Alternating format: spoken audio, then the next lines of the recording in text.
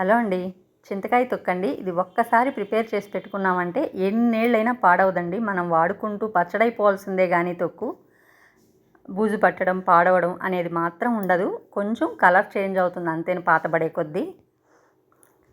First అయితే మనం కడిగి ఫ్యాన్ గాలికి బాగా ఆరాక ఇంకా వీలైతే పొడిగుడ్డ వేసి తుడుచుకొని ఆరబెట్టేస్తే మనకు పూర్తిగా ఆరాక ఆ పీసు కానీ పాడైపోయినవి కానీ ఏమైనా ఉంటే అవన్నీ తీసేసి ఇలా క్లీన్ చేసుకున్నాక మనం దంచుకునేటప్పుడు కేజీకండి 1/4 కేజీ ఉప్పు పడుతుంది. ఇంకా పసుపు కలర్ని బట్టి వేసుకోవచ్చు. మెంతులు కొంచెం వేసుకోవాలండి. ఇలా కొంచెం ఉప్పు, కొంచెం చింతకాయలు అలా వేసుకుంటూ దంచుకొని మొత్తం లాస్ట్లో ఒక ప్లాస్టిక్ బాక్స్లో తీసేసుకొని మొత్తం కలుపుకోవాలండి. అంటే మనం తొక్కేటప్పుడు ఉరామరిగ్గా వేసుకుంటాం కదా, కొంచెం చింతకాయలు కొంచెం ఉప్పు అని.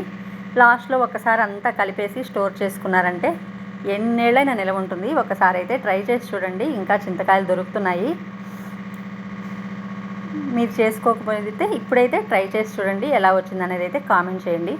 మన వీడియో నచ్చితే లైక్ చేసి షేర్ చేయండి. Thank you.